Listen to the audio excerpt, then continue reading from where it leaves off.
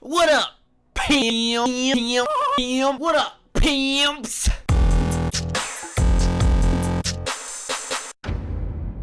G'day guys, how are you going? Today we are having a look at the Churchill III. This is a really fun little cheap tank, and I'm going to tell you exactly what my thoughts are of this tank. First, of course, we're going to start off with the history of this tank, moving over to the top 3 and the bottom 3 quirks of this tank. Then we're going to give it a brand score. We're going to have a look at some Ace Tanker gameplay, and then I'm going to give you my final thoughts on this tank and whether or not you guys should go ahead and buy it for yourselves. So the history of this tank is quite straightforward. It is a Churchill A22 based tank that was supplied to the USSR by the British under a Lend-Lease program. The USSR received a total of 301 vehicles, although some of those were actually lost in transit to Russia during transport to Murmansk, wherever that is. Now, looking at the top 3 and the bottom 3 quirks of this tank, well, it has very strong frontal hull armor in some places, so it is pretty good for its tier. Also, it has an incredibly fast loading main cannon,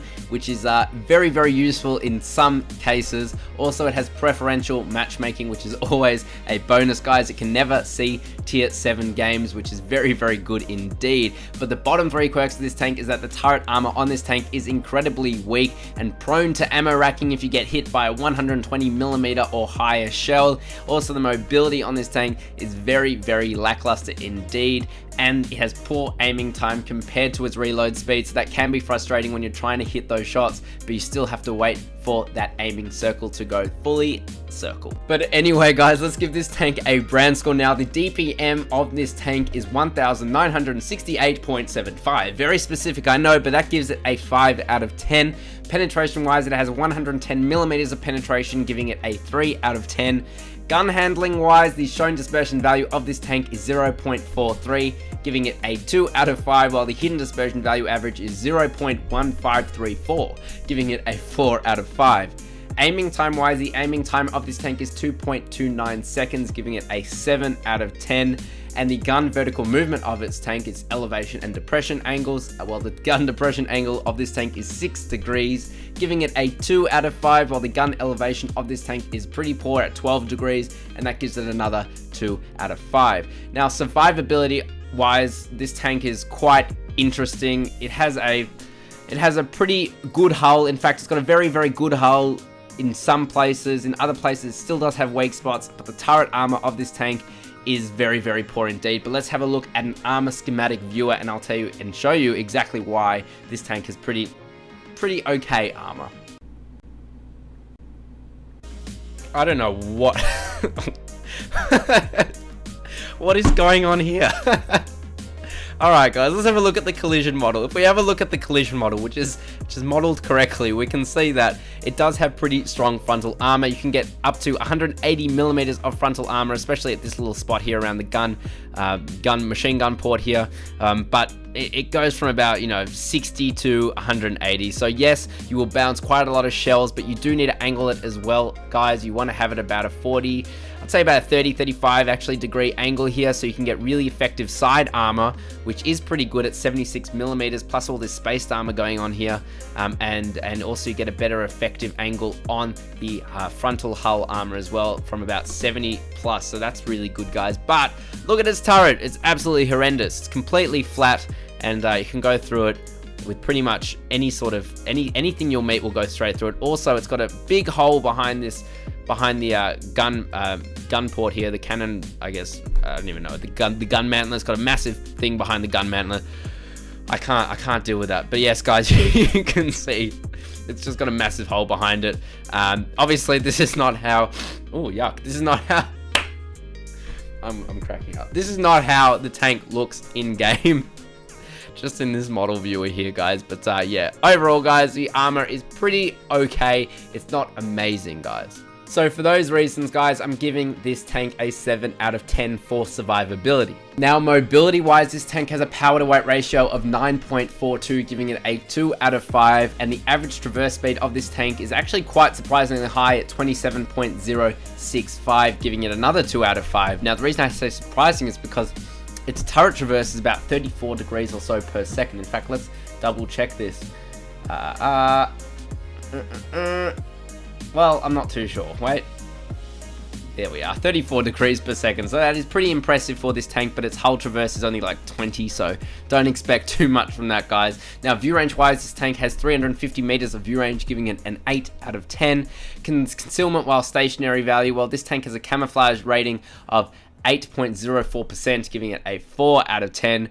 And value-wise, what is my thoughts on the value of this tank? Well, I think this tank is a very, very valuable tank indeed. And for its tier, with its decent penetration, combined with really easy-to-play mechanics, forgiving armor, and great credit-making abilities, as well as pretty good crew training abilities as well, guys, I'm giving this tank a solid 8 out of 10. I do really like this tank. It is like cheap. It's like $10 or so Australian dollars, which is about this, you know, probably what, $8 US or even less, I'm not even sure, but it's very, very cheap, guys. It's a lot of fun to play, and as such, the final brand score of this tank is 56 out of 100, which may not seem very high, and it's not like overpowered or anything, but it's a fun tank to play. Anyway, guys, enough rambling on about this tank. Let's have a look at some Ace Tanker gameplay and see just how well this tank performs in game. So guys, today I have an absolutely insane game for you guys. Also, tell me what you guys think of the model of this tank. I really, really like the model. I think that Wargaming did an amazing job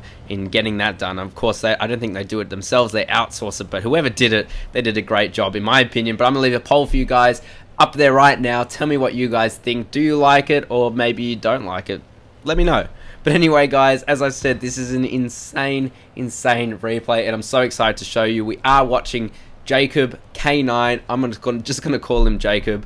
He's playing in, of course, his Churchill. He is playing on Siegfried line. I always forget that. In a standard battle, of course, this has assault and I think encounter as well.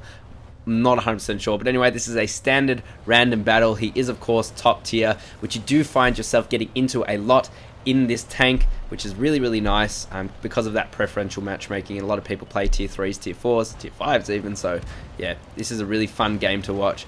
But just look at the speed of it. It's not terrible, but it's certainly not amazing. He misses his first shot, but look how quickly he reloads and can just pick apart this VK, guys. Just is absolutely absurd. He's not angling his armor very well at all, so he gets 2 shots straight. Where do they go through? It's a bit hard to see with all this dust and whatnot, but they go straight through the tank anyway. Kind of like butter, I guess. But we can see that some tanks will struggle to go through his armor, and that Type 95, I'm pretty sure, has pretty good penetration on it. But look how quickly he can just pick him apart. And you can also see that the reticle does not go all the way to naught after he fires, so that is something you have to keep in mind. It's certainly not the most accurate tank out there, as you can see, but close quarters, guys, this tank is a beast, and already he's done 641 damage just like that, guys. And you don't even have to worry about, you know, should I take this shot or I'll miss or I have to reload. You just fire anyway and hope for the best, because it's just got that good of a DPM and firing rate. And you can see he tracks this looks, and that looks is absolutely gone now. But even the looks can get through the front of this tank. I'm pretty sure he went through the front of the turret. Someone's gone through the front of the turret at some point. We can see one going through the bottom of it, but yeah. The armor on this tank is good, don't get me wrong, but it's certainly not amazing, and I wouldn't rely on it, that's for sure. So here we can see that he's going through. My apologies, my phone's ringing. So here we can see he is going through, and he's picked apart 3 of the enemy tanks. 3 of the 4 that have been destroyed, he has destroyed. So he is being quite aggressive in this tank, but I mean, at this kind of tier, you just will be. It's just a very, very powerful tank for its tier, of course. You don't really have to worry too much about getting destroyed. I mean, yeah. There we go. He takes out that T-67. Also, something to note is the shell velocity on this tank does seem pretty fast as well. But he's getting shot in behind. That's not very great at all. And here we can see he's found himself pretty much the entirety of the enemy team, and he's just going to pick them apart one by one. That T-80 is going to struggle to go through him. That Matilda, with pretty good penetration on his gun, is also struggling to go through him, or at least missing as well. But he keeps bouncing. That Excelsior bounces through the turret, which is quite surprising. But he does anyway, so I guess nothing he can do. Excelsior does have weak side armor, but he wasn't able to go through that first shot. But you can see he's just picking him apart now. And that's his 7th kill of the game. And that's something that happens in this tank. All of a sudden, you've got all these kills, and you're like, I don't remember getting all these kills. But you just do, because you can pick apart the enemy. You can pick apart the last tank surviving with low health and just completely destroy them very, very quickly. And you can see he's done 1,636 damage, and now he's facing off against 5 of the enemy team, two artillery and 3 enemy tanks. So here it guys kind of goes to the mobility of this tank, kind of shows it's really not that fast of a tank, and that Excelsior goes right in front of him, misses him anyway, and he takes him out just as he was going behind the hill.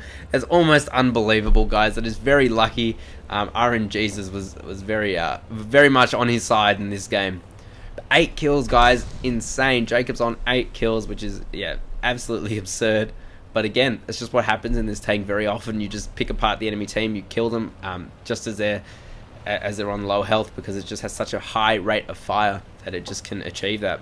Here we see the Type T-34. It seems to be AFK, and here it just really goes to show the firing rate of this tank is just absolutely insane. Sets him on fire, doesn't even care. He almost gets completely destroyed by that Panzersyphilis 4B, or however you want to pronounce it.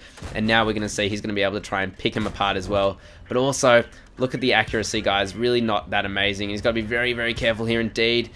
He doesn't want to get hit again, and he just manages not to get hit. And that was his 10th kill, guys. His 10th kill. He's done 2,386 damage, and it's only been less than 5 minutes. That's absolutely insane in his tier 5. I feel like I've said the word insane many times now, but that's alright.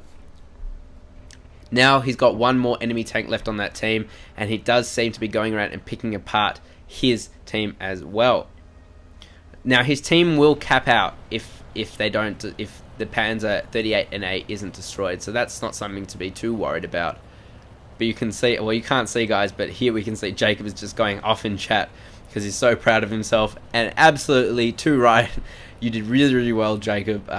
Absolutely incredible game, so you definitely should be proud of yourself. But that Panzer 38NA, it really doesn't have any chance at all.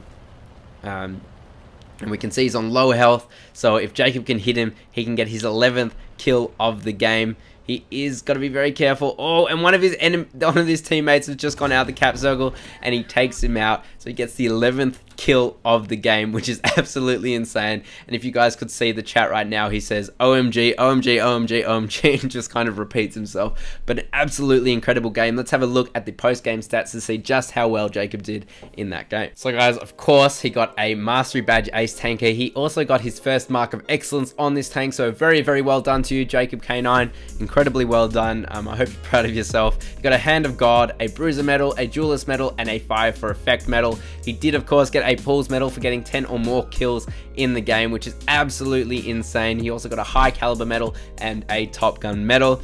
On his team, he was by far the highest damage output on his team, beating pretty much, I think if you added everyone, he would still have well more than what the rest of his team had. So very well done there. Also, shout out to that Panzer Kampfwagen 38T. He did over 1,000 damage, so that's very well done to you in that kind of tank and matchup anyway. So out of the 48 shots he fired, only 39 hit, and that is very much a theme with this tank. But you don't even have to worry, it carries so many rounds of ammunition, it's insane. Also, look how much credits he picked up, 68,480, just a huge amount. He did 590 blocked by his armor, damage blocked by his armor, and 254 assistance damage, probably for tracking that looks, I suppose. And he got 2,233 base experience, which is just absolutely insane, guys. It's huge. So very well done to you. You can see that this tank is a very good credit maker for a tier 5 tank anyway. Only cost 2,160 in total for all the shells he fired at, almost 50 shells he fired, only 2,160. So that's absolutely absurd in itself. But anyway, guys, let's go back to the garage and I'll give you my final thoughts on this tank and whether or not you guys should pick this tank up. So guys, what are my final thoughts on this tank and should you buy it? Well, I really like this tank, guys. For what it is, for how much it costs, I think it's a really fun tank. It's probably my favorite tier 5 tank. I don't play amazingly in it, and it's certainly not an overpowered tank, but it's something that you can have a lot of fun in, and something that you can just do pretty well in and relax in and make a little bit of credits as well, guys. And for its price, it's really not bad at all. So overall, guys, I say yeah, for sure, I'd get it again, and if I could recommend it to you, then 100% I will. But anyway, guys, thank you so very much for watching. If you did like this video, please do leave it a thumbs up, subscribe if you're new, comment down below. I do love to see your guys' comments, and I'll catch you next time.